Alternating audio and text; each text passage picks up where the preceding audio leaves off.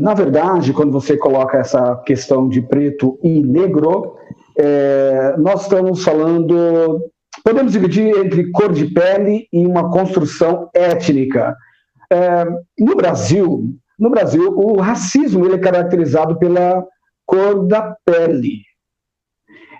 Não só a cor da pele, mas a questão de etnia. Por exemplo, você associar algumas profissões, algumas ações daqueles afrodescendentes, por exemplo, como jogador de futebol, cantar, classificá-los apenas por isso, você está praticando, então, um certo racismo com eles, um certo preconceito, e isso faz parte da cultura deles. E você também pode falar apenas da cor da pele. Diferentemente dos Estados Unidos, o que acontece nos Estados Unidos, bem no início do século XX, quando aconteceu, depois da Guerra da Secessão, quando estabeleceu, de fato, a segregação por lei, ali foi caracterizado, definido. Eles são, os negros e os brancos são diferentes, mas iguais. E nesse ponto de vista, qual que é a diferença entre eles? Se uma pessoa começou, então, a implantar a cultura, a ideia da gota de sangue, se uma pessoa ele tem um parente ancestral negro, mesmo que a cor da pele dele seja branca, ele já é classificado como negro, ou preto, tá certo? Então, no Brasil já é diferente, está muito nítida a questão da cor da pele, que é muito discriminada, não tanto seus ancestrais, são duas construções sociais diferentes. Agora, veja bem, eu achei muito interessante a fala do pastor Jefferson, quando ele diz sobre as origens, e nós também entendemos que é importante compreender as origens, ou seja, as causas, não somente as consequências, e o que nós vemos no debate político, social hoje, e também religioso, que existe um estudo, um debate só com as causas, só com as manifestações, só com aquilo que é visível. Quando, por exemplo, acontece a morte de um menino negro, quando, por exemplo, você consulta o mapa da violência no Brasil, dos anos anteriores, da pesquisa, e descobre que a morte no Brasil, pela instituição estatal, ela acaba matando pessoas que não são só estatísticas, mas tem gênero, tem cor, né, e tem também geração. Então você vê jovens, homens, moços, e também negros. 70% das mortes que acontecem no Brasil estão associadas a negros. Se você olhar o encarceramento no Brasil e nos Estados Unidos também, maioria negra. Então você vê um processo estrutural na construção do que nós entendemos dos nossos valores. Agora, veja bem, essa distinção é muito importante. Quando eu quero usar de preconceito com alguém, eu acabo colocando na mesma, para falar de uma forma coloquial, na mesma bacia, todas as práticas daquela cultura específica. Ora, quando nós falamos, por exemplo, de portugueses, o que nós associamos? Né? Associamos a padaria, por exemplo. Quando nós falamos, por exemplo, do baiano, o que nós associamos? A preguiça, por exemplo. E quando nós falamos do negro, o que associamos? Associamos com coisas negativas. Assim como nós, religiosos, também associamos a cor negra ou preta com questões negativas. E ao associar com isso, nós já pressupomos com nossos preconceitos de que toda cor negra, ela leva, no nosso imaginário, a relacionar com questões negativas. Então, se um homem, uma mulher, se ela tem uma prática e ela é negra, então, automaticamente, ela já é associada com o mal, associada com coisas erradas. Então, isso faz com que, inconscientemente, as pessoas se afastem.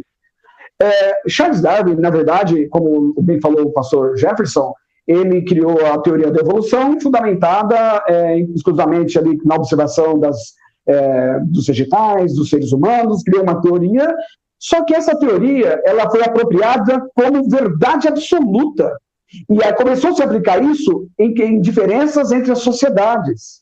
Então, nós chamamos isso na sociologia de darwinismo social. E quando eu crio essa ideia de darwinismo social, eu falo assim, existem pessoas que estão no topo dessa pirâmide que as pessoas são classificadas, existem pessoas que estão na base ou inferiores. Assim fizeram com os índios, assim fizeram com os negros. Aliás, na época das grandes navegações, que culminou com a descoberta das Américas, os ameríndios que viviam aqui foram praticamente eliminados. E para fornecer mão de obra, eles pegaram pessoas que foram escravizadas por conta da cor da pele, e os grandes navegadores daquela época justificaram isso argumentando teologicamente, equivocadamente, de que os negros não tinham alma. Então, se eles não tinham alma, eles poderiam ser domesticados e tratados como não humanos. E por conta dessa sacralização da raça, essa apropriação indevida, passou-se a ideia de que a religião acabou influenciando também a colonização, e por isso, veja bem, por que isso é importante, gente? Porque se eu disser para você, assim, não beba suco, ou melhor, não beba leite com manga, porque é ruim, você vai duvidar. Ué, por que é ruim? Porque quem está falando sou eu, Walter. Quem sou eu para falar? Não sou autoridade nenhuma nesse assunto.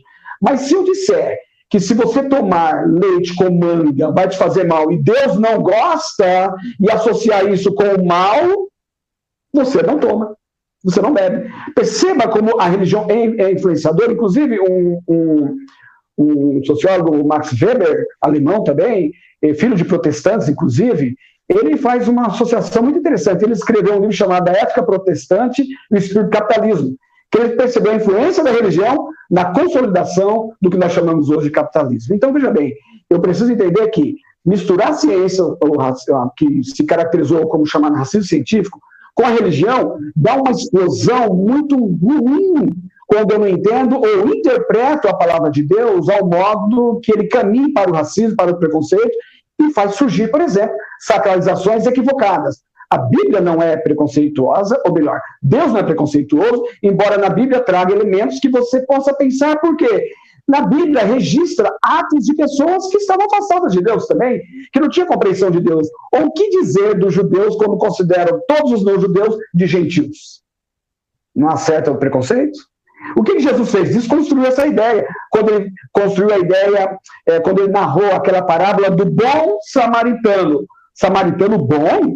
Como pode ser isso, associar o samaritano como bom? Porque os judeus eles tinham um preconceito muito grande com os samaritanos. É muito importante isso. Jesus, em todos os momentos, ele tentou demonstrar para as pessoas que essa questão que os homens fazem, aí você foi feliz na leitura inicial, fazem acepção de pessoas, isso não vem da origem da vontade de Deus.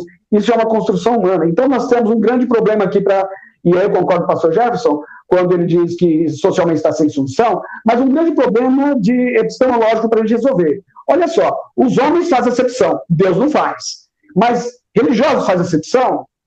Quando você olha a realidade, e aí eu quero alertar a todos que tratar desse tema tão polêmico significa falar de mim mesmo, falar dos meus valores, falar daquilo que eu considero como normal, quando, na verdade, não é normal. Walter Borges, porque a Tânia Jerônimo, ela diz o seguinte: qual símbolo de George Floyd para os nossos tempos ressuscitou uma discussão num tempo oportuno? É oportuno discutir esse tema? E ela continua: eu, como uma negra, posso dizer que somos muitas das vezes condicionados a um sentimento de inferioridade, como se fôssemos diferentes dos demais. Isso sociologicamente acontece, pastor Walter? Muito bem. Observei atentamente a fala do pastor Jefferson, né? E eu tenho algumas posições um pouquinho diferentes, né, do pastor, respeitando bem, porque a questão político-social que se estabelece, ela tem também uma causa, uma origem, como ele bem falou. Então, por exemplo, eu tenho dificuldade de não entender que o ato daquele policial, colocando tranquilamente a mão no bolso, colocando os seus joelhos sobre o pescoço de uma pessoa que clamava por 8 minutos pela vida para respirar, e ele não se comoveu, nem em função dele ser um ser humano ali, nem por conta disso, e sendo filmado, tendo os outros colegas ao lado, numa cena que comoveu o mundo todo. Quem ficar olhando aquela cena por 8 minutos sente agonia, sente desprezo por aquela pessoa que estava sufocando aquele senhor de 40 anos, que negro. Eu faço a pergunta: isso aconteceria se aquela pessoa fosse branca? É a primeira pergunta. Você fala assim, mas ataca mais pessoas brancas de verdade do que negras por conta de uma questão de proporcionalidade. Na sociedade norte-americana, há 13% de negros. E outra porcentagem de latinos, uma grande porcentagem de brancos. Só que não é esse o fato em si, não é a quantidade. é a intensidade pela qual os negros são atacados. A intensidade. Porque em termos de proporcionalidade, nós vamos eu tenho receio de incorrer em erros. Então, por exemplo, quando você pega e tem uma comunidade que historicamente é oprimida, e essa comunidade reage tão violentamente, aí eu tenho que concordar com Karl Marx, um sociólogo alemão, que ele diz o seguinte, que quando você sonha com uma sociedade mais igualitária, como sonhou Martin Luther King, e na época de Martin Luther King, não teve um assassinato. Foi apenas uma manifestação dentro de um ambiente excessivamente racista, de um racismo estrutural, onde as pessoas negras não podiam sentar nos ônibus no espaço dos brancos. E essa mulher ousou, falou, não vou sentar no espaço dos brancos, e a minha pediu para ela sair, ela falou, não vou sair, ela entendia que somos iguais. Observe, e aí demandou o que Karl Marx diz o seguinte, que a sociedade está latente, é como se estivesse pulsando, todo mundo assim no seu limite, mas ninguém tem coragem de se manifestar, basta apenas um estopim, morte de George Floyd, deflagrou uma manifestação no mundo todo, inclusive mais timidamente no Brasil. Então eu acredito assim, sociologicamente, evidentemente que nós estamos num ambiente teológico, e nós não podemos falar exclusivamente de maneira social nem filosófica, né?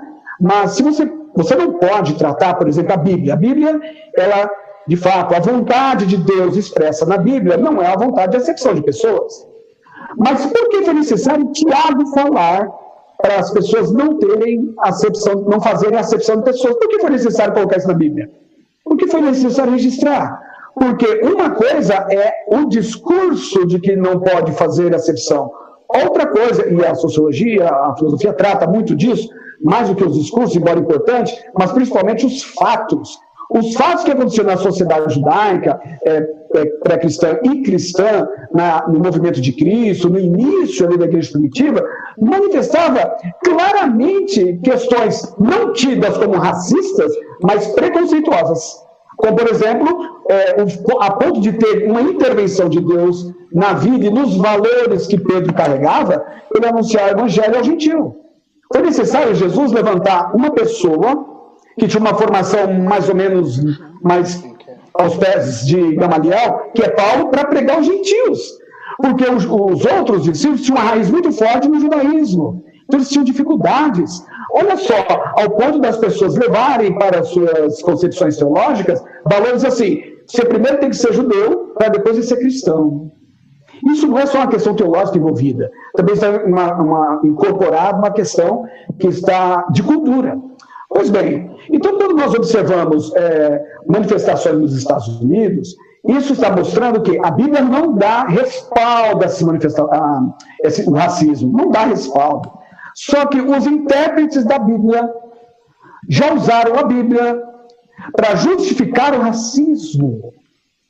E isso é preocupante. Por isso que o debate hoje é importante. É porque, embora a gente entenda que na Bíblia originalmente a vontade de Deus não seja essa, mas alguns intérpretes, para justificar a sua vontade, ele vai na Bíblia, não faz a hermenêutica e nem a exegese corretamente, e transporta para a atualidade, de modo distorcido, o que é, entre aspas, a vontade de Deus. E aí me faz lembrar, quando Jesus, ele depois do Sermão do Monte, que ele falou ali, ele diz que ele veio trazer, ele não veio deturpar a palavra, ele não veio mudar o judaísmo, ele veio ao contrário, ele veio cumprir. Mas cumprir o quê?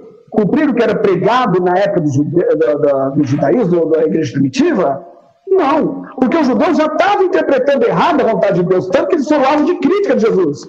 Jesus foi, nesse sentido, uma pessoa que se opôs ferozmente à instituição, e por que não dizer, à estrutura que os homens fizeram no judaísmo e que não representava a vontade de Deus. Então, me custa, nós precisamos entender que a questão do racismo, ele se concretizou, em verdade, no século XVI para cá, quando, olha só, Aristóteles defendeu a escravidão, mas não ligado à cor da pele, ligado às conquistas das terras.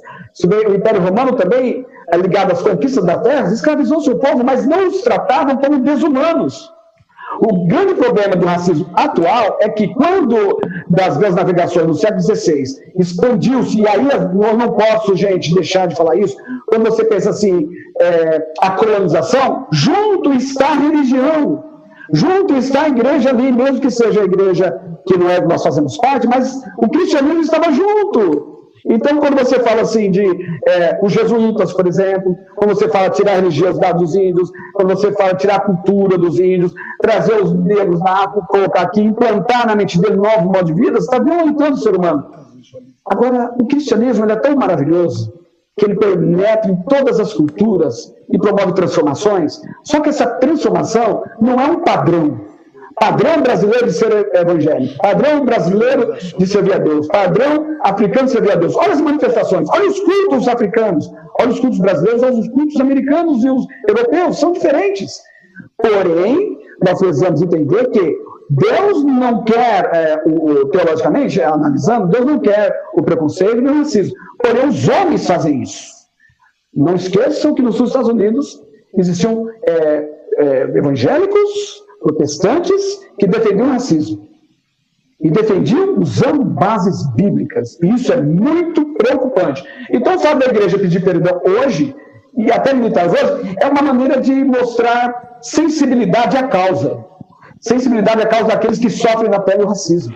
Assim como os policiais que se ajoelharam quando passavam as manifestações, eles estavam demonstrando o seguinte: olha, nós não queremos enfrentamento. Nós entendemos que houve um erro aí, houve um problema. Só que é preciso um diálogo para promover a igualdade. É esse o meu ponto de vista. E quando você mete a cor é uma construção social. Por exemplo, aqui no Brasil, no Ocidente, quando você faz um luto, você se veste de preto. Alguns países se vestem de branco. No Ocidente, as pessoas sepultam os seus mortos, eles enterram 7 palmos embaixo da terra ou colocam em gavetas. Tem países que cremam. Tem países que lançam ao mar. Então, perceba, a cor também é uma construção social. E quando eu construo a cor, eu dou valor à cor. Quando eu falo do branco, eu dou valor ao branco. Quando eu falo do azul, eu dou valor ao azul. Quando eu falo do amarelo, eu dou valor ao amarelo. E esse valor está impregnado na minha mentalidade, de forma que eu associo. Mesmo que a Bíblia não dá respaldo para isso, né? Mas a pessoa acaba associando. E a pessoa lê a Bíblia na contemporaneidade. Ele lê a Bíblia hoje. E aí, para ele associar, dentro dos seus valores, um texto bíblico e justificar o racismo, é muito fácil. Precisamos urgentemente, de intérpretes sérios da palavra de Deus, que pregam a palavra de Deus como ela é e como o Tiago fez. Não façam acepção de pessoas. Ok? Tá bom. Quanto ao nosso amigo que comentou que nós dormimos tranquilos e acordamos discutindo o racismo, é que, na verdade, muito provavelmente, a grande maioria da população, principalmente no Brasil, já tem nos seus valores embutidos a naturalização do racismo. Ele já aceita o racismo, brinca com o racismo, faz piada com pessoas,